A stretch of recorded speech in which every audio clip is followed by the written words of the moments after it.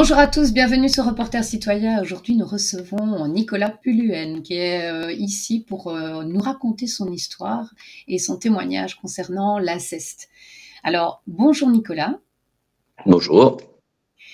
Bienvenue sur le plateau de Reporter Citoyen.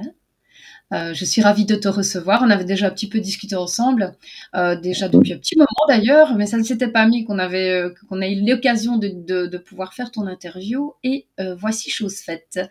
Voilà. Je vais peut-être te proposer pour te mettre à l'aise de te présenter. Ok. Comme ça, on commence tout de suite dans le vif du sujet. Ça va? Ok.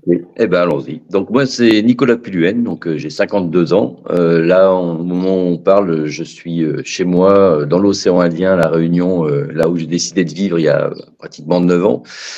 Euh, Mon histoire, en fait, celle que je vais vous raconter, n'est pas non plus étrangère à je dirais cette fuite au soleil. J'étais de Brest, donc à l'origine, je suis toujours de Brest à l'origine, mais voilà, à un moment donné, il a fallu partir parce que justement à Brest, il y a eu des choses qui ont fini par remonter de manière tellement forte que c'était plus vivable, tout simplement. Donc en gros, je vais pas rentrer trop dans le détail parce que l'inceste, on sait de quoi on parle. Je vais pas rentrer dans le détail, ça n'a pas vraiment d'intérêt. Ce que je vais vous raconter, c'est comment on vit, en tout cas comment moi j'ai dû vivre avec ça. Donc, moi, ce qui s'est passé dans ma famille, c'est que j'ai été violé par un cousin qui avait 10 ans de plus que moi, de mes 5 ans à mes 7 ans. Voilà, j'ai décidé au début de pas parler parce qu'au début on comprend pas, on parle pas. Après, on comprend davantage, on sait que c'est pas normal, mais comme on n'en a pas parlé et qu'on comprend davantage les choses, on sait qu'on va foutre le bordel dans sa famille, on n'a pas envie. Donc en gros, pour faire simple, c'est une vie entière à protéger quelque part une famille qui m'a pas protégé, quoi. Donc il n'y a rien à remettre en cause là-dedans par rapport à l'affection qu'il peut y avoir par rapport à mes parents, mes frères et tout ça. Il n'y a pas de souci là-dessus. Mais ce que je veux dire, c'est que le schéma, il est classique, c'est qu'il y a de l'emprise au départ. Et chez moi, qui n'était pas forcément de mon agresseur, mais plutôt d'une personne au-dessus qui avait une emprise sur toute la famille. Et qui, pour moi, après avoir écrit, je suis intimement persuadé que tout ça, en fait, est arrivé parce que ça a été rendu possible par cette personne qui avait une emprise sur la famille et qui, de toute manière, si j'avais parlé, ne m'aurait pas cru. En tout cas, n'aurait pas laissé dire des choses comme ça dans la famille. Donc, finalement, j'ai bien fait de pas parler. Euh, donc, j'ai 5 ans, j'ai 7 ans. Ça s'arrête à mes 7 ans. Ensuite, il se passe à l'adolescence tous les abus qu'on peut imaginer et qui s'ancrent dans la vie de manière durable jusqu'à ce qu'on décide d'arrêter. Mais c'est une vie entière quand même d'abus et d'excès en tout genre. Euh, Tu voilà, parles d'abus, tu parles d'abus par rapport à toi, ta vie, donc c'est-à-dire quoi? ouais, Consommation de stupéfiants, ouais, alcool. stupéfiants, alcool, excès en tout genre, hyperactivité. Enfin voilà, c'est des comportements excessifs en tout. Euh, pour moi aujourd'hui, qui connaît le phénomène, en fait, c'était assez très symptomatique des traumas de l'enfance, en fait, où on essaye de gommer en fait une souffrance qui est permanente et qu'on arrive à gommer que par des psychotropes ou par une manière de s'occuper l'esprit de manière continuelle, quoi. Et c'est ce que Ouais, j'ai toujours fait. Et la c'est ce que je suite. continue à faire, en tout cas, sur la partie, je dirais, hyperactivité. Ça, je crois que je l'ai à vie, c'est-à-dire que je suis tout le temps dans une multitude d'activités qui m'empêchent, en fait, de réfléchir, quoi. Sauf que j'ai réussi quand même à me débarrasser de toute la partie, je dirais, toxique qui ne faisait qu'aggraver la situation, quoi. Mais bon, faut voir quand même, je vous parle d'une époque, voilà, j'avais 7 ans, j'en ai 52 aujourd'hui. Il faut imaginer tout ce qui s'est passé entre-temps avec cet agresseur qui a jamais quitté la famille, qui a toujours été présent jusqu'à il y a encore à une dizaine d'années, puisque j'ai été jusqu'à le faire travailler dans mon entreprise, de l'avoir comme salarié, puisqu'on me l'avait demandé, et que pour moi c'était impensable de refuser, où il aurait fallu expliquer pourquoi je refusais, expliquer les raisons et puis m'affronter en fait à une partie de la famille et voilà, j'avais pas cette force, cette envie et en réalité j'avais décidé que j'en parlerais jamais, quoi. Voilà, donc personne n'était au courant. Quand je dis personne, c'est vraiment personne autour de moi ne savait ce qui m'était arrivé jusqu'au jour où j'ai parlé en fait en 2015 et il se trouve que ça a été pire que tout en fait parce que quand j'en ai parlé ceux à qui je me suis confié en fait n'ont pas su comment réagir.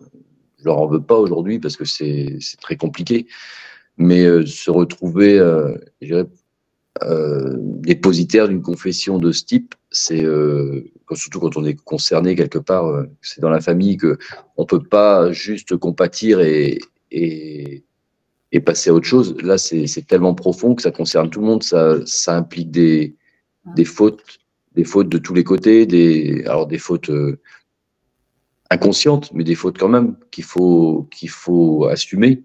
Donc c'est dur pour tout le monde, c'est dur, c'est de la culpabilité de tout bord, et du coup en fait on n'en parle pas. Donc finalement je me retrouve en 2015 à nouveau enfermé dans ce secret qui avait été un secret juste pour moi jusqu'en 2015 et qui finalement devenait un secret et qui n'en était plus un. C'était plutôt devenu un non-dit en fait. Et moi en fait j'en pouvais plus quoi. Ça devenait oppressant parce que c'était en permanence dans mon esprit. Et au bout d'un moment, on finit par dévisser, quoi. C'est juste pas possible de se lever tous les matins en ayant ça en tête, d'avoir des flashs dans la journée, d'avoir des cauchemars qui sont toujours de plus en plus forts au fur et à mesure des années qui passent. En fait, c'est encore plus prégnant. Finalement, c'est même pas je dirais les viols quelque part qui sont les plus traumatisants, c'est les années qui suivent. En fait, c'est ça qui est vraiment c'est vraiment ça qui est le plus tragique et le plus dangereux dans le parcours d'une victime, parce que c'est vraiment ça qui peut qu'un jour ou l'autre, on n'ait plus la force quoi de continuer. Donc en fait, il s'est passé ces 7 années supplémentaires jusqu'à ce que j'arrive à mes 50 ans, et en fait ma femme m'a offert pour mes 50 ans un atelier d'écriture. Alors on parlait pas du tout de ça, jamais, on parlait pas de ça tous les deux parce que c'était un sujet qui était compliqué, mais elle savait qu'il y avait ce truc au-dessus de ma tronche qui rendait ma vie compliquée, et donc en m'invitant à écrire, en faisant cet atelier d'écriture, qui n'a jamais eu lieu finalement parce que le mec s'est jamais pointé. Mais rien que l'intention de me mettre sur cette voie-là, ça m'a touché et je me suis dit, je le fais. Et donc, une semaine après, j'étais avec mon crayon, mon papier, et j'ai commencé à écrire. J'ai commencé à me documenter, mais vraiment de façon, comme je le fais toujours dans tout ce que je fais, de façon débile et abusive. Donc, je me suis gavé de tout ce que j'ai pu trouver comme reportage, etc. Et je me suis équipé, on va dire, de toute la sémantique qui entoure le sujet. Je me suis enrichi de tout ça et j'ai pu comprendre qu'en fait c'était hyper répandu, hyper fréquent, qu'il y avait différentes stratégies de survie par rapport à ça. Et donc j'ai décidé d'écrire au-delà de Justement, j'aimerais bien venir à ces stratégies de survie parce que ce qui m'intéresse aussi, c'est comment, bon, alors, comme je te dis, c'est pas du voyeurisme justement. Là, ici, on ne veut pas les détails puisque on a reçu déjà des victimes de ce genre de faits et je trouve que c'est pas porteur nécessairement d'aller raconter ce genre de trucs. Ça n'apporte rien. Par contre, de donner des pistes d'action et des pistes de survie, de montrer comment on peut tenir le coup pendant autant d'années, parce que c'est ce que je me dis, tu as quand même une vie où tu rencontres ta femme, tu as quand même un enfant, donc tu as un semblant de vie, entre guillemets. Non, mais j'ai une vie vue de l'extérieur qui est une vie tout à fait normale, une vie réussie professionnellement, familialement, enfin sur tous les plans. Et c'est le cas. C'est le cas, mais il faut juste imaginer la force que j'ai dû déployer pour l'énergie qu'il a fallu déployer pour arriver à maintenir cette normalité. Parce qu'il y a plein de moments où on a envie de lâcher, en fait, quoi. On a envie de lâcher, on dévisse, on est vraiment pas bien et on se demande vraiment chaque jour si on va avoir la force, quoi, de continuer. Alors, il y a différentes stratégies. Après, quand on parle de survie, moi, dans les exemples que je prends dans mon bouquin, c'est pas forcément des exemples. Enfin, c'est juste la réalité. C'est pas des pistes que je donne. C'est vraiment, c'est un constat, c'est une photographie de ce que j'ai pu voir qui ressort des différents témoignages. Mais moi, j'ai évoqué l'histoire de la fille de mes amis qui est décédée depuis et qui, elle, a passé, après ces agressions, 8 années à se démolir pour mourir, quoi. Elle, c'était dans son esprit, en fait, il y a eu qu'un enchaînement de faits qui l'amène directement pendant 8 ans là où elle a décidé d'aller, quoi. Avec quelques sursauts de survie par moment, mais en fait, elle a lutté, que c'est pour ça que je l'ai appelé comme ça, c'était lutter pour mourir. Contrairement à mon récit, moi, que j'appelais lutter pour vivre. Voilà, c'est deux stratégies opposées, mais qui présentent vachement de souffrance l'une et l'autre. Et pas que pour les victimes. Faut imaginer un peu les dommages collatéraux que ça peut être pour les familles, pour ceux qui vivent à côté de ces gens-là, pour ceux qui perdent un être cher. Enfin voilà, c'était vraiment très compliqué. Et j'ai voulu Et la faire de culpabilité, ces je présume, la culpabilité quand même de la famille quand il arrive un drame et qu'on n'a pas pu voir et protéger. ça. Ça oui, et mais surtout c'est d'être impuissant par rapport à un fait qui est passé en fait, qui est passé et dans certains cas les dommages ont été tellement forts qu'il y a vraiment plus grand chose à faire. C'est-à-dire que il faut moi je sais que j'ai arrêté l'idée de d'être suivi par un psy parce que le dernier que j'ai vu il était plus tard avec moi, mais mais ce que je fais aujourd'hui, c'est j'ai trouvé ma voie, quoi. J'ai trouvé quelque chose qui m'aide à travers l'association, à travers la manière d'écrire, de passer des messages, de faire des interventions, tout ce que j'expliquerai tout à l'heure avec l'association. Ça, c'est des choses qui me conviennent parfaitement et qui m'aident à aller mieux, quoi. Te sentir utile et d'éviter à Ouais, d'autres de vivre le calvaire que tu as exactement. vécu pendant des années. Exactement, Euh, ne pas rester dans le silence aussi longtemps. mais pourquoi attendre autant d'années? Est-ce que tu as eu d'abord, est-ce que tu as eu comment dire, des amnésies? Est-ce que tu Non, créais des amnésies? non, Non, non. toi tu as vécu J'ai avec le. j'ai pas eu. Alors, c'est ce que j'explique dans le bouquin, et j'ai aussi un récit qui parle de ça, de l'amnésie traumatique, parce que c'est quelque chose que j'ai découvert, que je ne connaissais pas. Donc, j'ai un des récits qui parle de ça, c'est une fiction.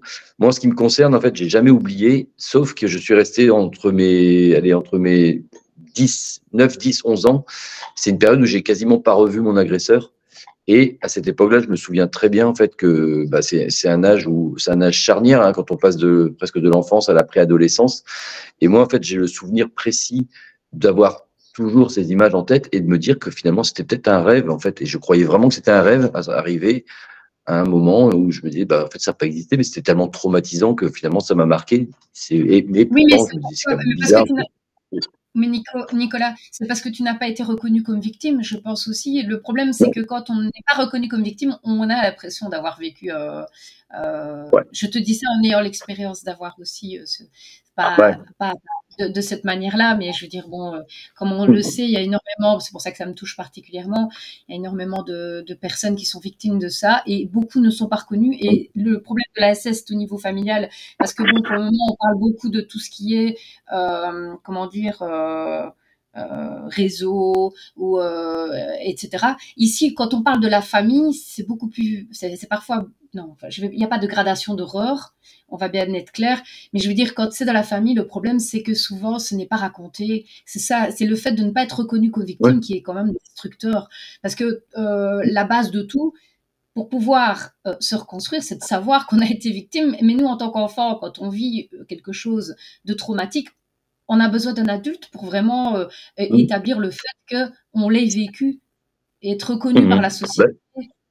Tu vois, moi, je sais que j'aurai jamais de procès, et ça, je veux dire, j'ai passé l'éponge là-dessus, puisqu'il y a prescription, et que c'est pas ça qui mais par contre, dans le chemin d'écriture que j'ai pu faire, j'avais quand même l'espoir que ce que j'écrivais, ce que je racontais, ce que je dégueulais, parce que c'était vraiment ça, j'espérais que cette personne de ma famille, cet oncle qui a vraiment dirigé tout jusqu'à m'imposer de bosser avec mon agresseur, de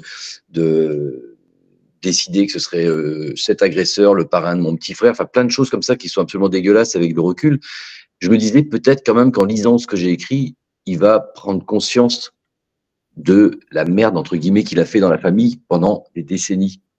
Et ben la Et seule réaction qu'il a eue il y a un an précisément, c'était de dire que je mentais. Voilà. Voilà, 81 ans, bonhomme, moi 51 à l'époque, et eh ben non, il ment. Donc faut imaginer ce que ça peut faire dans la tête. Moi, je redeviens le gamin de 5 ans à ce moment-là, et là, c'est la dernière tarte que je ramasse dans la tronche, et c'est la dernière. Donc maintenant, il y en aura plus, il y en aura plus, mais c'est vrai que c'était peut-être la seule réparation, ou en tout cas, il aurait suffi d'une parole en fait pour que ça soit voilà, peut-être apaisé. pas un pardon, peut-être ouais, que ce soit apaisé. Et en fait, ce qui se passe aujourd'hui, c'est que j'ai toujours de la colère, même pas contre mon agresseur, mais contre cet oncle. Et moi, ma colère, elle est complètement dirigée aujourd'hui vers lui. Et de toute manière, il est devenu dément depuis. Personne ne fait le rapprochement. Il est vraiment, il a eu le temps de dire que je mentais. Depuis, il est dément. Voilà. personne ne fait le rapprochement entre la sortie du livre, la sortie de l'ombre et tout ça. Alors Voilà, mais mon histoire, elle est totalement banale. Hein. une- non, mais oui, oui, oui, oui, enfin banal, enfin, malheureusement, et c'est triste à dire, c'est ça Mm. qui est le problème, c'est qu'on en arrive à dire que c'est banal. Il y a rien de banal Ouais, à ça, et c'est là qu'on se dit qu'on est dans une société d'inversion de valeurs. Donc, euh, mm. comment tu racontes, comment tu annonces ça à la famille? Comment tu arrives à annoncer ça à la famille? Est-ce que tu profites d'une réunion familiale? Comment tu fais? Parce que c'est un peu comme un coming out, je veux dire, Ouais. c'est toujours un peu Ah très ouais, c'était un coming impressionnant. out, ouais. Bon, en fait, c'était ce qui s'est passé par rapport à mes parents. Comment je l'ai annoncé, c'était un moment où j'étais hyper mal. On était à table avec eux un dimanche. Et comme ça se faisait souvent, mes parents parlaient de ce cousin pour me dire toujours les déboires de ce cousin, quoi. Et en fait, j'ai pété un plomb et j'ai dit arrêtez de me parler de lui et j'ai tout balancé. Et alors là, ça a été ouais, tu vois, c'est la terre qui se dérobe sous leurs pieds. Enfin, c'est vraiment, ils étaient mal forcément, mais moi je l'étais aussi. On peut pas parler de soulagement. J'étais carrément, ouais, je sais pas, j'étais dans un état second quand j'ai raconté tout ça. Et puis après, j'ai quand même demandé à ce que on n'en parle pas au reste de la famille puisque j'étais pas prêt. Et par contre, quand j'ai écrit, je me suis livré à la presse locale, mais sans Sans honte, filtre. sans filtre. Voilà. Et voilà, le truc est sorti. Après, démerdez-vous. Le truc, il a Pourquoi tourné. Et plus facile, et c'est plus facile pour quelqu'un qui a vécu un ASS de s'adresser à un étranger totalement que un ouais. membre de sa famille? Oui, Ah ouais, parce qu'en fait, quand je le redis, en fait, on passe une vie entière, dans mon cas en tout cas, à protéger une famille qui vous a pas protégé. Donc ça veut dire qu'il faut affronter le regard de tristesse, de culpabilité.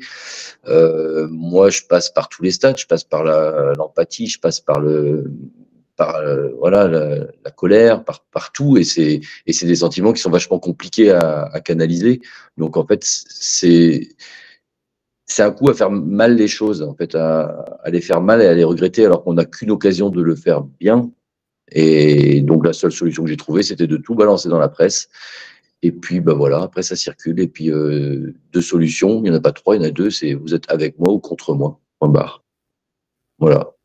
donc ça se passe, donc tu as 43 ans quand tu annonces ça, et tu Mmh. me dis que tu as quitté quand Ah même non, là j'ai 43 ans quand je l'annonce, mais juste à mes parents et à mes frères. Après, j'en parle plus oui.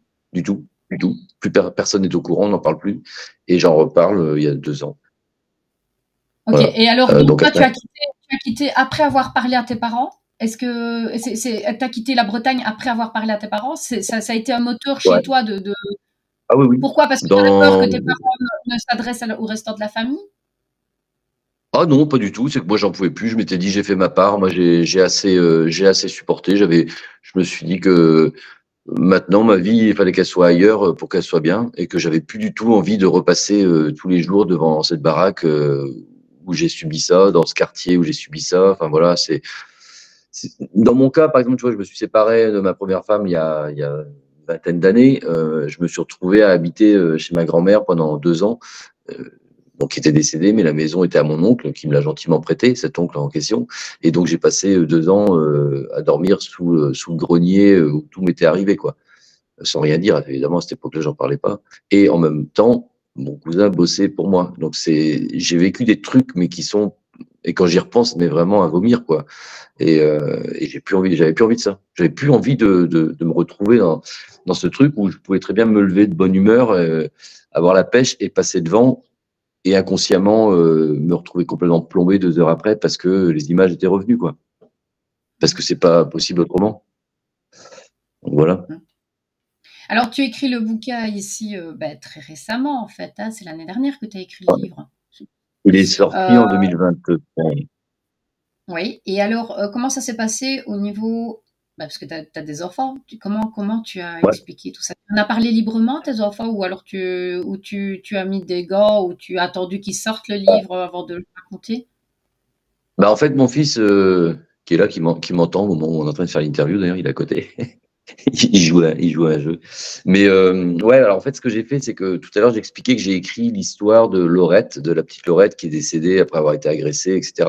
Donc je me suis un peu retranché derrière cette histoire, derrière cette cause, à travers son histoire d'abord, pour dire que j'écrivais par rapport à elle, pour sa mémoire et tout ça, et que j'avais ajouté d'autres histoires. Mais en fait, ce que j'avais pas dit, c'est que la première histoire, c'était la mienne, et je l'ai dit un peu plus tard. Voilà, je l'ai dit un peu plus tard. Ma femme voulait pas trop au début que j'en parle, et puis au bout d'un moment, je me suis dit, mais attends, je fais ce que je veux en fait, c'est mon histoire. Donc je me suis dit, il a 13 ans, il est en âge de comprendre, et puis de toute manière, vu que j'avais pris la décision de faire des interventions en collège, lycée, d'aller intervenir partout où j'allais pouvoir le faire, bon, il n'y avait pas de raison qu'ils soient pas au courant, donc voilà. Et comment ils l'ont pris, tes enfants?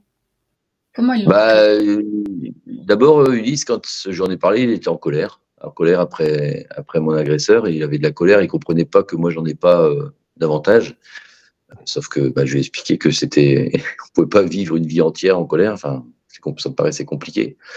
Mhm. Ma fille, elle, était au courant depuis 2015. Ma fille, j'ai une grande fille qui a 26 ans, qui elle vit en Nouvelle-Zélande.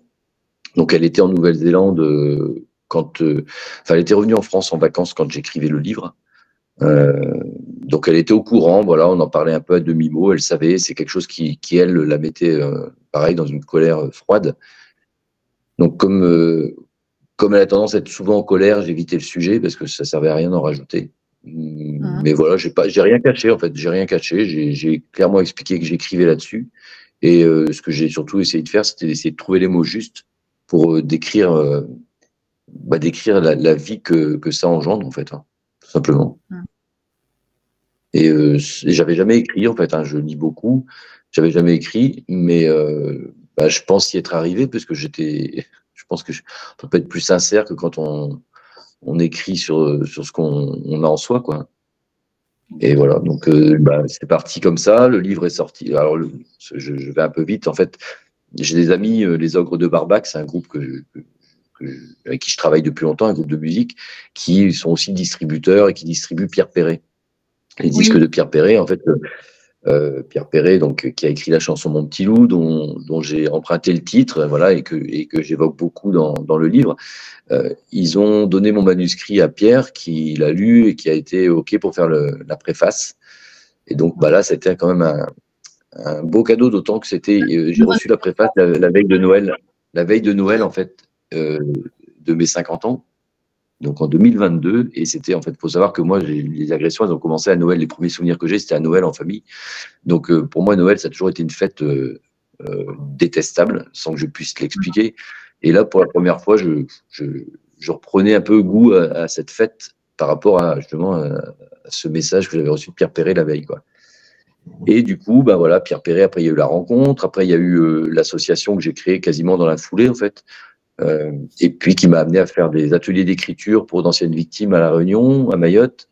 On a, on a monté des stages d'écriture, en fait, Mhm. d'art-thérapie, je pense qu'on peut appeler ça comme ça, en fait, de l'art-thérapie avec un psychologue, une psychologue et un coach musical, et par groupe de 6, 7, 8 personnes, en fait, toutes des victimes ayant subi ça dans l'enfance et ayant déjà commencé quelque part un cheminement, en fait, de guérison. Donc ces gens-là se mettaient ensemble pendant un trimestre, tous les 15 jours, le samedi matin, et puis écrivaient sur des thématiques, en fait, avec des thématiques à chaque fois qui étaient, par exemple, la gestion de la colère, des choses comme ça, enfin des thèmes, en fait, qui amenaient à lâcher ses émotions, à les écrire, et puis à créer une émulation entre les gens pour que les choses sortent, en fait. Mais encore une fois, c'était pas un groupe de parole pour vider son sac, hein, c'était pas ça, mais ça a donné lieu à des textes super beaux. Dans un groupe de jeunes, il y a eu une chanson même qui a été écrite, qu'on a enregistrée et qu'on a mis dans la compile qui va sortir. Voilà, et donc une chanson qui a été écrite aussi en atelier d'écriture sur les droits de l'enfant à Mayotte, avec des enfants des rues, qui on a fait de la sensibilisation, enfin, plein de choses en fait que j'ai entrepris de faire et qui m'ont vachement aidé, parce qu'à chaque fois sur le chemin, c'est des gens qui s'accrochaient à moi et qui me disaient bah voilà moi aussi, tac, tac, tac. Et puis finalement de fil en aiguille, il y a beaucoup de gens qui ont parlé par rapport à mon bouquin et par rapport aux actions. Donc voilà, j'ai le sentiment d'avoir transformé un truc bien dégueulasse en quelque chose de beau, quoi. Voilà. Bah, c'est ce que j'avais envie de dire. J'ai fait une émission sur la résilience, et ça, c'est vraiment une preuve de résilience, évidemment, de pouvoir transformer, de faire de l'alchimie et de faire du plomb en or de ta vie, Mm. parce que c'est quand même des tranches de vie qui sont vachement secouantes, et puis en fait, tu en fais quelque chose d'extrêmement beau. Euh, Comme beaucoup de victimes d'ailleurs, je remarque qu'il y a énormément de victimes qui passent par ce stade, donc au départ d'être en colère, de dénoncer, et puis de s'investir pour la cause. Euh, Mm. euh, Tu fais partie de l'association Move Enfant, c'est ça? Peut-être Ouais, nous bah oui, on parler? voit Arnaud Gallet, Move Enfant, moi Exactement, je que suis pas très- j'ai eu l'occasion ouais, je suis pas ouais, tu l'as déjà reçu. je n'ai pas reçu, je l'ai eu au téléphone, on n'a pas encore eu l'occasion D'accord. de pouvoir Bah écoute, faire ce. on voit qu'il est actif, il est devenu en quelques mois le porte-parole de la cause. Et quand tu parles de colère, lui, il en a de la colère, mais il la canalise bien pour s'exprimer. Les messages, ils passent, mais alors de manière impeccable. Et c'est un gars qui est capable de tenir tête à un ministre, comme à un curé, comme n'importe qui en face, qui serait capable de, je dirais, d'avoir un discours contradictoire, là où il ne doit pas y en avoir, quoi. Je veux dire, la cause aujourd'hui, elle est nationale, elle est mondiale. Quand on voit encore ce qui se passe avec l'abbé Pierre, mais c'est une honte absolue sur la société, sur l'Église, sur ce que peut donner la nature humaine quand il s'agit de garder un pouvoir, de garder une aura sur une institution, sur une religion. Mais enfin, de ce côté-là, je suis comme lui, hein, je suis totalement révolté et Ah non, ouais, ça c'est vrai que c'est son histoire. Je veux dire, lui, il a été abusé par des prêtres. Maintenant, il faut rappeler qu'il n'y a pas une religion. Oui, il n'y a pas de ah non, non, religion mais qui est pure.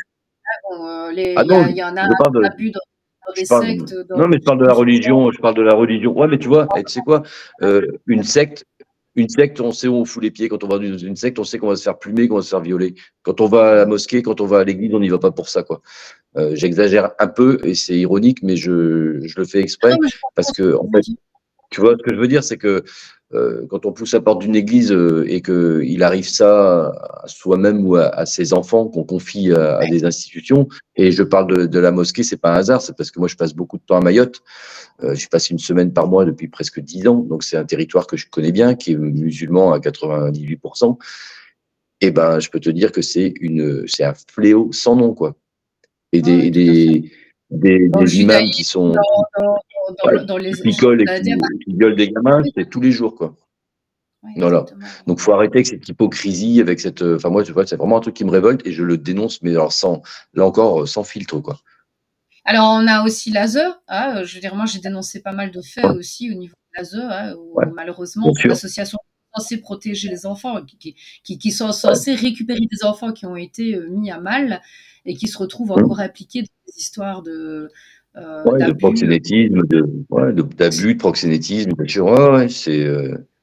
Bah ouais, mais c'est tout ça qu'il faut. Mais c'est tout ça que la Civise a détecté. Il y a eu 82 préconisations établies par la Civise et au moment où elles auraient pu être sereinement mises en place, voilà, on vire le juge Édouard Durand, on le remplace par Mais oui, des gens. mais comment expliquer ça pour toi? Comment peut-on expliquer qu'on a des preuves concrètes, qu'il y a des témoignages et qu'on ne va pas au-delà? Bah, écoute, Comment sans être complotiste, sans parce que filtre, hein, sans sans filtre. être complotiste, je pense que dans le gouvernement, comme partout, il y a du pouvoir, il y a des abus, il y a des choses à cacher, tout simplement. C'est aussi simple que ça. C'est que tout le monde se tient, à mon avis, quelque part, voilà, d'une manière ou d'une autre, et qu'il y a des choses vraiment pas propres qui sortiraient. La preuve. Comment est-ce qu'un mec enfin,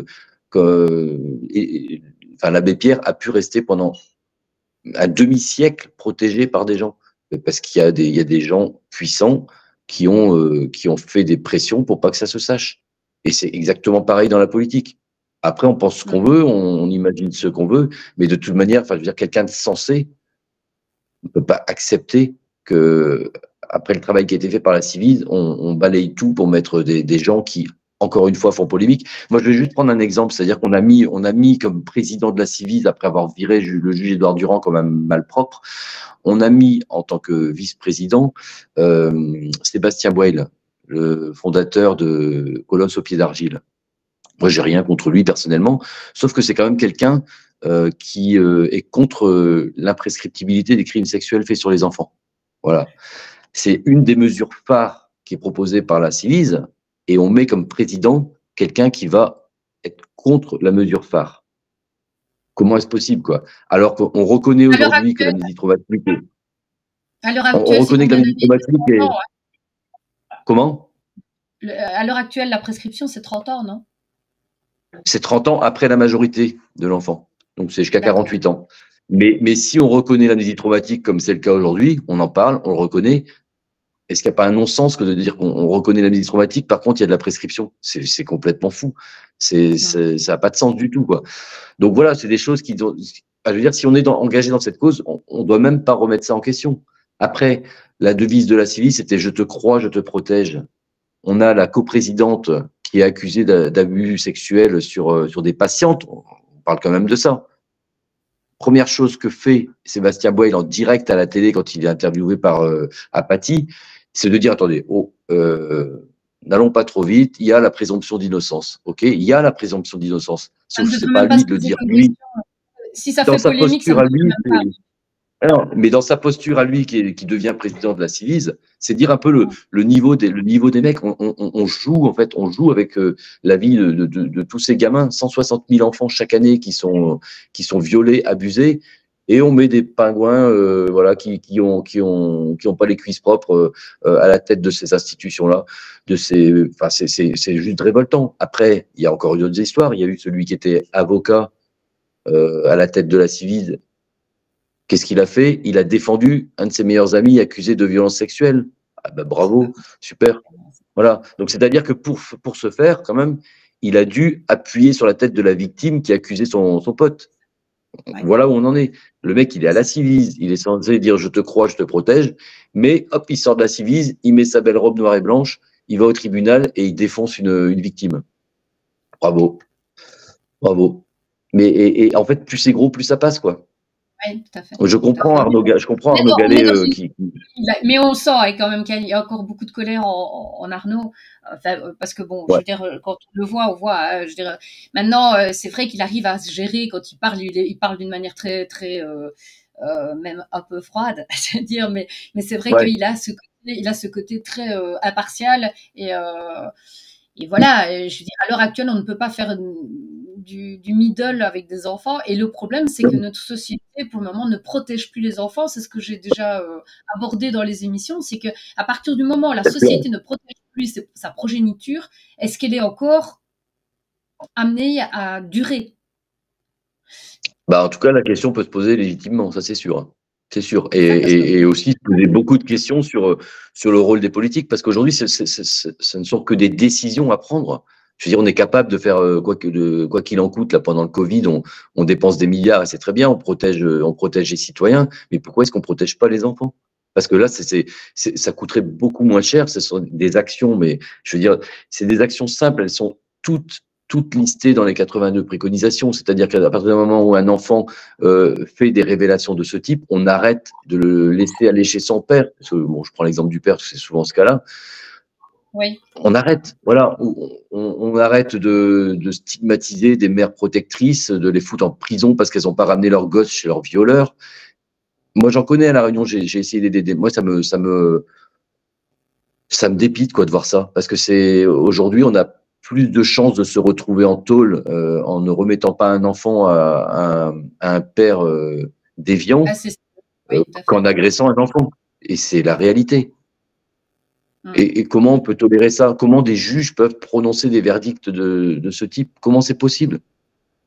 Alors, il y a une responsabilité sociétale là. Tout le monde est responsable. Et je vais te dire un truc, c'est que s'il n'y avait pas ces associations comme les nôtres à se bouger, mais alors ce serait open bar, hein, on serait à Bangkok ici. Hein. C'est déjà que c'est vraiment, c'est pédolant de la France, quoi. Vraiment, c'est hallucinant. Si on n'était pas là comme garde-fou, tous à s'agiter pour faire en sorte que ce soit pas un western, ce serait pathétique. Hein. Alors, je vais te poser une question je ne sais pas ce que tu vas dire parce que on n'en a pas parlé spécialement, donc c'est comme ça. Voilà, c'est pas grave. Tu réponds pas, peu importe. Qu'est-ce que tu penses de l'éducation qu'on essaye de donner à l'école sur la sexualité? Ah bah, moi, je trouve ça très bien. Je trouve ça très bien. Je Alors, trouve que c'est essentiel. C'est essentiel, quelle que soit la manière dont on en parle. En fait, il faut en parler. Je veux dire, c'est l'ignorance aujourd'hui. Quand je reprends l'exemple de Mayotte, c'est bien l'ignorance qui crée toutes ces déviances, parce que les victimes ne savent pas que leur corps leur appartient. Euh, et si on leur a jamais dit à l'école, je veux dire, il y a les mots pour ça. Je veux dire, la langue française, elle est riche. On a tous les mots qui existent dans le dictionnaire pour parler de ce genre de choses. On a des gens qui sont psychologues, qui sont formés pour ce genre de choses. On n'a qu'à payer ces gens, les amener dans les établissements si les profs ou les instituts ne se sentent pas capables de le faire. Et c'est tout à fait possible qu'ils ne le soient pas. Eh ben, on paye des gens pour ça. On y va et on donne aux instituteurs, aux profs, à tous les gens qui sont en contact avec les enfants dans leur milieu professionnel, les bonnes lunettes pour déceler les signes majeurs de souffrance, puisque c'est pas très compliqué de voir un gamin qui va faire des dessins, qui va avoir des attitudes envers ses camarades de classe complètement déconnantes. C'est des choses qui alertent. Donc il faut qu'il y ait alors, l'obligation de. Enfin voilà, il faut en parler, il faut en parler. Moi oui. je comprends pas cette polémique de dire que c'est inciter au sexe que de parler de ça aux enfants. Moi je suis absolument pas d'accord avec ça.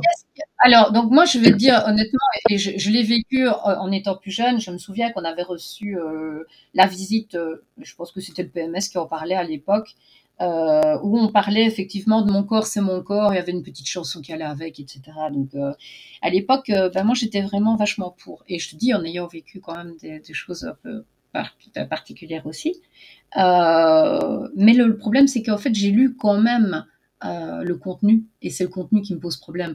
Donc, je veux dire, là, je ne suis pas contraire à ce qu'on parle de la protection et du fait de respecter son corps. Maintenant, de là à expliquer comment se masturber ou comment avoir du plaisir, comment camoufler des signes de reconnaissance quand tu te photographies, je pense que ça va au-delà. Moi, Ah personnellement. oui, Hein. Maintenant, ah oui, je je veux suis dire, d'accord avec mais toi. Mais j'ai pas creusé.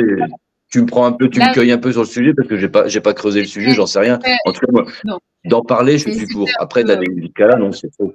voilà. Ça n'a Donc pas le problème, d'intérêt. c'est exactement. Donc là, je pense qu'en fait, ça devrait être du cas par cas. C'est un peu comme Saint-Nicolas. Tout le monde n'est pas capable d'entendre la même chose Hum. sur la réalité de Saint-Nicolas. Et que quand tu es dans une classe où on parle ouvertement de ce sujet à tous les enfants, je pense que ce n'est peut-être pas bienvenu. Par contre, de mettre la possibilité à l'enfant, comme on fait avec le centre PMS, tu as une petite boîte aux lettres, tu peux mettre un mot, Ouais, ou si le comme les professeur papillons. voilà, si le professeur se rend compte effectivement, parce que c'est vrai qu'il y a des signes avant-coureurs, là on devrait par contre essayer de donner des formations aux instituteurs, aux professeurs de comment Hum. déceler un abus sexuel ou comment déceler qu'un enfant a été abîmé. Ça, je trouve ça indispensable, mais ça ne devrait pas être de manière générale. Tu peux pas dire qu'un enfant de 8 ans ou même 10 ans a la même je dirais, éducation au niveau de la sexualité. Et parfois, certains enfants peuvent être choqués de certains discours. Moi, ce qui me choque particulièrement, c'est de voir qu'il y a des enfants qui se promènent à la... Comment les parents peuvent mettre des enfants à la Gay Pride. Hum. Ouais, Tu c'est vois, donc ça, discutable. c'est un sujet voilà, qui, pour moi, me pose un peu problème parce qu'on parle de protection de l'enfance, mais ça doit aller jusqu'au bout. La protection de Ouais. l'enfant, c'est garder l'innocence d'un enfant, je dirais au maximum, et je vais dire de le préparer à une vie d'adulte, mais la vie d'adulte, elle doit être quand même les bases de la reproduction, je veux dire comment ben justement protéger son corps, le fait que ça nous appartienne, qu'on a des droits sur notre corps. Je trouve que c'est vraiment essentiel. Mais de là, il y a une limite. C'est comme la religion, la politique, etc. Ou la santé, ça ne devrait pas avoir son comment dire, place dans une école. Maintenant, je suis consciente qu'il y a des enfants qui n'ont pas l'opportunité d'avoir des parents qui puissent parler du sujet. Hein, on Hum. s'entend bien, hein, j'essaie de garder quand même l'équilibre. Mais alors, on devrait avoir l'opportunité de déceler effectivement quand un enfant est en mal-être ou que même un petit copain de classe va entendre un discours, ben, de pouvoir alerter et d'avoir une structure qui se met en place au moment, dans du cas par cas, Hum. pour chaque enfant. Voilà, ça c'est peut-être une Ouais. question. Enfin, une réflexion, une piste de réflexion que je trouve qui est très importante. Maintenant, parler des abus sexuels, il faut en parler. Ça permet effectivement de libérer la parole de l'enfant, parce que bon, on peut trouver ça normal. J'ai une connaissance qui m'expliquait qu'en fait, elle avait eu l'occasion d'entendre des réflexions d'une adulte qui disait qu'à l'époque, son père lui demandait de caresser son sexe et qu'elle trouvait ça tout à fait normal. Et qu'elle trouvait ça normal. Parce que c'était dans la vie, bon, c'était une famille un peu groseille, et que c'était dans l'attitude tout à fait normale. Donc elle n'avait pas été choquée, elle se sentait pas du tout dans le malaise ou quoi que ce soit. Donc elle n'était pas au courant que c'était quelque chose qui ne devait pas se faire. Donc là, C'est je suis l'ignorance. OK. C'est l'ignorance, comme tu dis. Donc c'est là aussi où il faut Bon. mettre une juste mesure. Après, je pense que quand on n'aura plus que ça à régler comme problème, c'est-à-dire la manière d'en parler aux gamins, savoir si ça va trop loin ou pas trop loin, je pense que déjà, ce qu'il faut, c'est mettre en place les outils pour réparer les millions de personnes qui ont été touchées, mettre en tôle durablement les agresseurs, protéger les enfants en faisant ça. Et après, voilà, on en parle de la manière qu'on veut, mais on en parle. Le problème vient pas de la manière dont on va en parler. C'est pas ça qui va générer tout ce qui crée comme problème aujourd'hui. Gros problème, on est bien d'accord. Non. Et par contre, qu'est-ce que tu penses en fait? Donc, on parle de censure, c'est beaucoup de censure au niveau d'Internet, mais qu'on n'arrive quand même pas à censurer tout ce qui est pédocriminalité. Donc, on a deux poids deux mesures. Tu vois, là, la priorité est à censurer la politique et les discours de certains, mais qu'à côté de ça, on a totalement les moyens, puisqu'on sait censurer quand même certaines choses, et que tu te dis qu'on n'arrive pas à censurer la sexualité au niveau du net. Mais parce qu'il y a toujours pareil, des gens puissants, des gens comme le mec qui s'est fait arrêter l'autre jour, qu'ils ont eu un mal fou à arrêter, le mec de Telegram, là. C'est pareil, il suffit qu'il y ait des gens puissants et qu'il y ait tellement d'enjeux financiers pour que ces gens-là décident de manière isolée que leur système va fonctionner et qui va permettre ce genre de choses. Voilà, mais qui veulent pas, je dirais, se faire restreindre, et ben voilà, il arrive ce qu'il arrive. C'est-à-dire qu'à partir du moment où, ces mecs-là ont moyen de se mettre en connexion, de partager des fichiers, et ben, on ne peut plus simple. Hein. Mais la corruption, je crois que la corruption est une cause primordiale du fait de l'impunité, je veux dire, de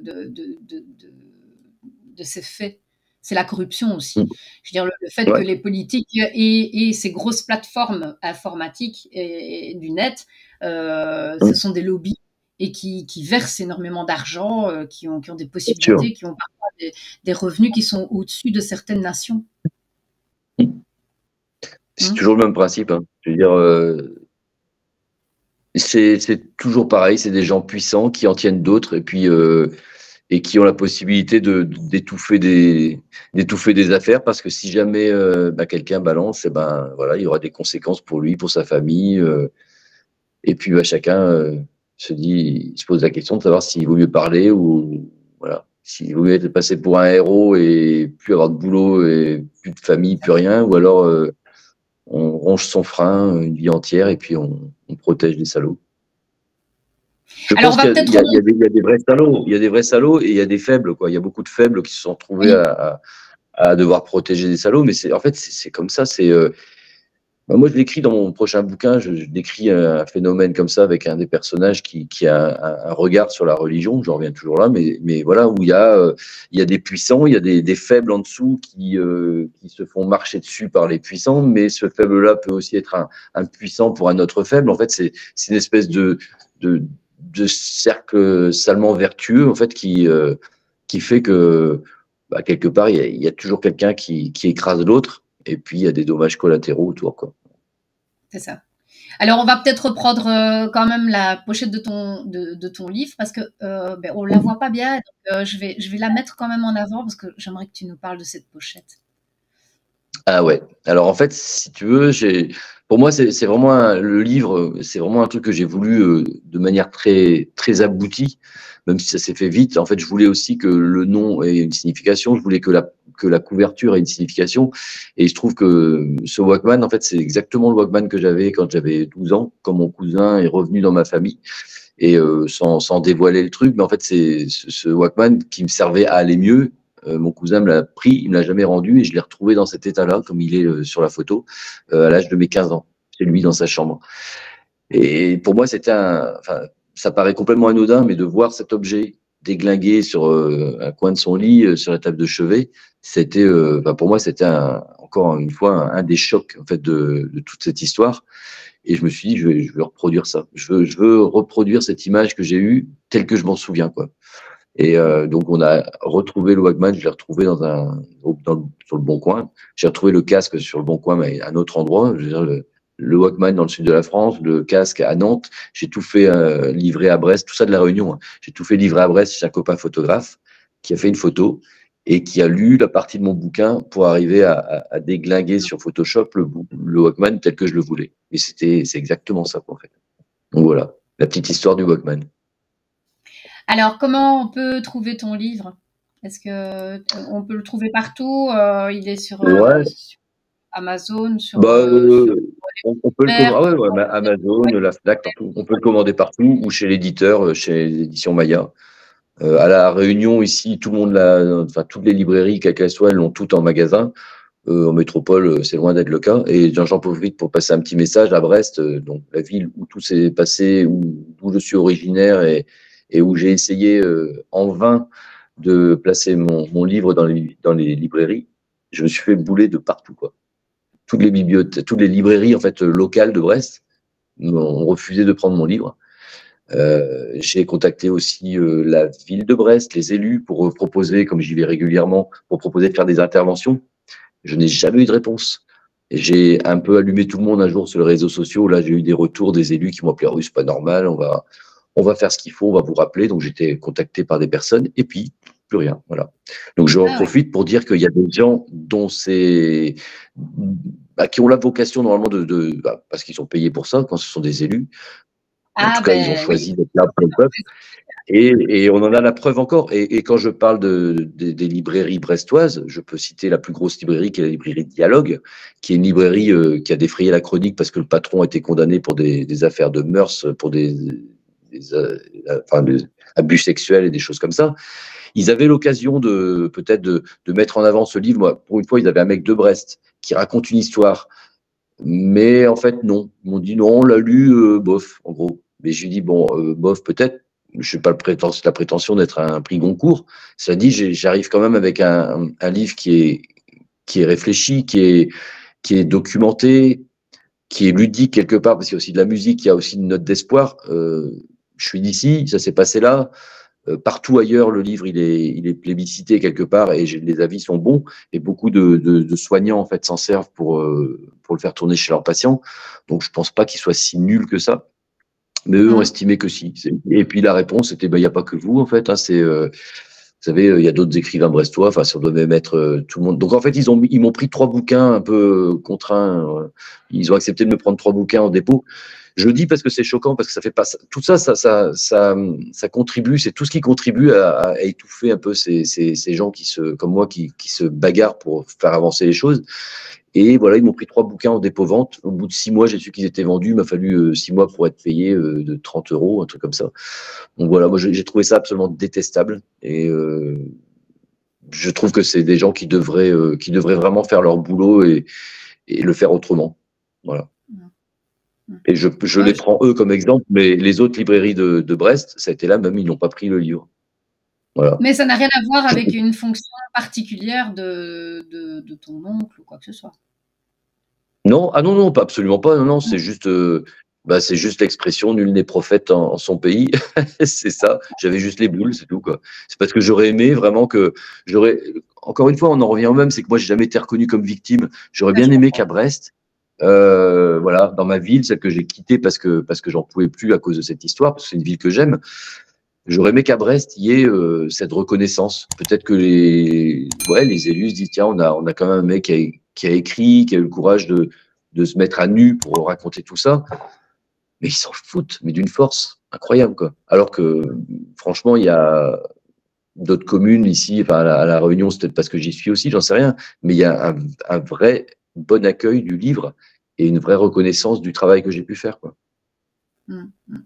Mais Alors, bon, ça, tu nous as expliqué que tu faisais partie de l'association. Peut-être nous expliquer un peu ton association?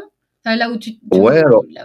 J'ai créé l'association Mon Petit Loup dans la foulée en fait du livre. Cette association qui m'a permis de. Alors là, c'est pareil. Encore une fois, tu vas dire que je suis un peu aigri, mais j'ai pas vraiment eu d'aide. Hein. Je la finance essentiellement avec les ventes de mon livre, avec les interventions que je fais dans les lycées via le Pass Culture et tout ça, et à travers des ventes de t-shirts, de choses comme ça, de compiles voilà, qui nous ont permis de financer la sortie d'un disque qui va avoir lieu bientôt. Mais avant tout ça, j'ai fait des interventions donc en lycée, collège, médiathèque, bibliothèque, pour divers publics.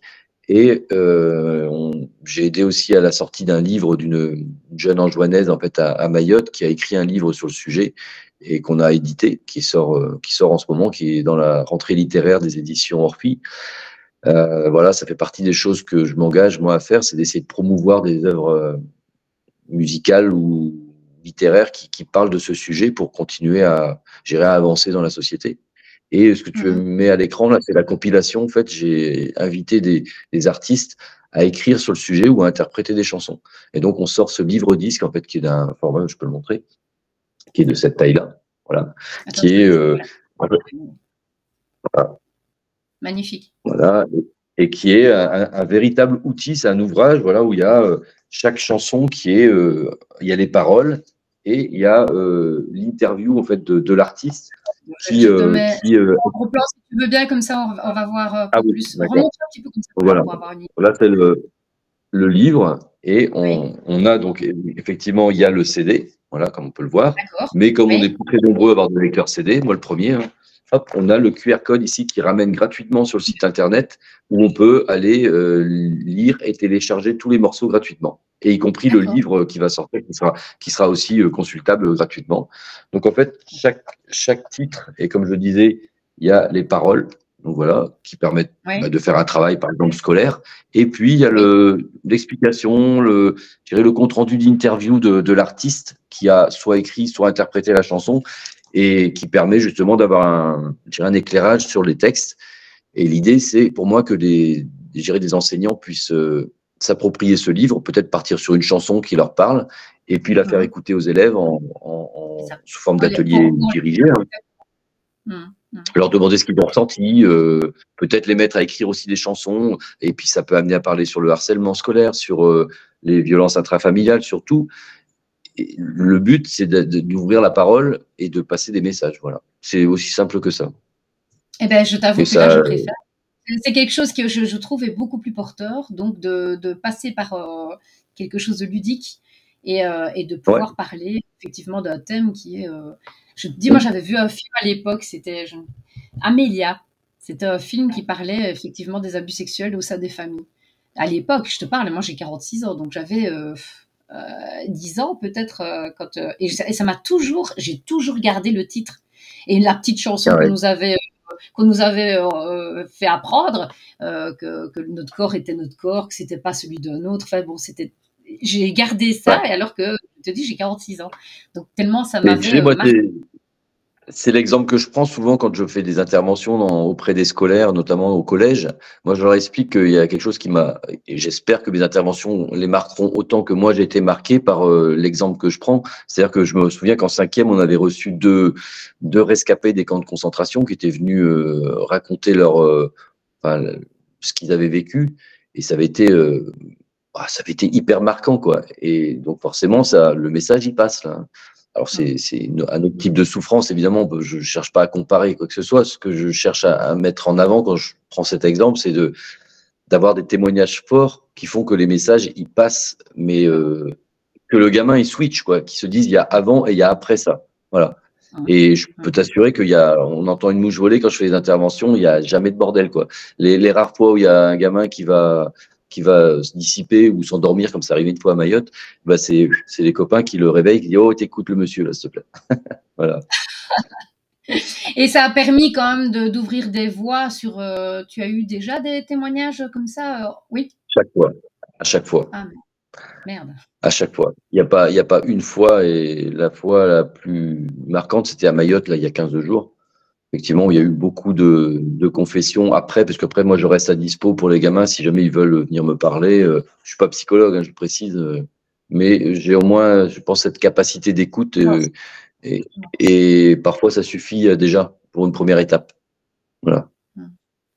Ouais, mais bien sûr. Hein. Qu'est-ce que tu aimerais peut-être laisser comme message, je veux dire, pour, voilà, pour cette intervention? Parce que bon, je pense qu'on a toujours un petit peu quelque chose à dire, l'espoir. Parce que j'aime toujours bien terminer mes émissions avec une note d'espoir. Ah bah Moi oui, déjà, il faut. pour moi, est un exemple génial. Donc voilà, la résilience, comme je disais, mais Bah, je t'en prie. moi, mon souhait, ce serait que tous ces artistes-là qui se sont bougés vraiment en moins d'une année, gracieusement pour écrire, enregistrer aux quatre coins de France, je dirais qu'on rende hommage à leur boulot et que je dirais, le milieu scolaire fasse l'acquisition dans tous les établissements d'au moins un exemplaire pour pouvoir laisser la possibilité aux enseignants qui le souhaitent de faire des ateliers avec leurs élèves et que dans toutes les médiathèques, on puisse le trouver, que ce soit vraiment un objet qui circule. Alors, tous les morceaux sont téléchargeables, comme je dis, et le livre sera aussi consultable. Mais ce qu'il faudrait, c'est que cet objet, il tourne, quoi, tout simplement. Parce que ça reste, un livre, ça reste, et c'est une première étape. Et nous, on a déjà dans l'idée d'en faire un deuxième et de faire un concert parisien pour réunir ces artistes sur une même scène, comme on a pu le faire pour les Restos du Cœur ou autres. Mais en tout cas, ce qui est sûr, c'est que ce sera pas one shot et je passe à autre chose. C'est que on est dans ce combat-là. Il y a beaucoup d'associations qui se battent. Nous, avec mon petit loup, on va être la fanfare de l'armée et voilà, on va faire du bruit en musique. C'est bien. Peut-être une dernière petite chose. Tu parles de Pierre Perret, mais comment il a accueilli en fait Ah, il a été ému en fait par les textes et par le fait que qu'on donne une deuxième vie quelque part à cette chanson, même si elle est loin d'être morte, au contraire. Mais je veux dire, c'est de redonner un coup de vernis sur la chanson en la refaisant vivre de cette manière-là. Euh, L'association aujourd'hui, elle est partie à partir de Pierre Perret. Et moi, le bouquin, je rends tout à fait hommage dans les remerciements à Pierre Perret parce que tout est parti de lui, du fait qu'il accueille mon livre déjà avec beaucoup de gentillesse, beaucoup de sympathie. Ça a été, ça a été fort. Moi, j'aurais pu avoir, comme avec beaucoup de gens, une indifférence totale et j'aurais pas pu lui en vouloir. Hein. Et c'est quelqu'un qui est très sollicité, qui aspire aussi peut-être à un peu de repos. Mais il a pris le temps de me recevoir à Paris. On a passé comme 6 heures ensemble avec lui et sa femme à Paris. Il n'était pas obligé de le faire, quoi. Et je crois que, j'espère en tout cas que le plaisir a été partagé. Pour moi, c'était un déclic, quoi. Donc, je présume quand même qu'il a pris du plaisir à te recevoir. ouais.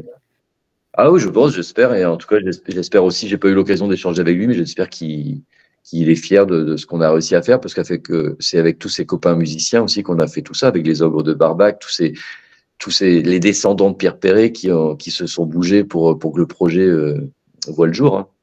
C'était une sacrée bande de copains qui s'est bougé pour que tout ça voit le jour. Et voilà, au-delà de la cause, il y a aussi le côté amical qui a joué et c'est vachement bien, quoi. Alors, j'avais envie de terminer l'émission justement par cette chanson que j'ai retrouvée avec les textes. Donc, on va peut-être terminer en beauté avec cette musique qui nous rappelle des souvenirs et surtout qui nous donne l'espoir qu'en fait, on puisse un jour sauver tous nos petits-enfants de ce fléau. Et je te remercie en tout cas pour ta visite, pour ton témoignage. C'était vraiment très chouette. Tu as parlé à cœur ouvert, c'était vraiment chouette. Un tout grand merci. Merci beaucoup d'avoir ouvert le micro pour moi, c'est gentil. Écoute, avec grand plaisir.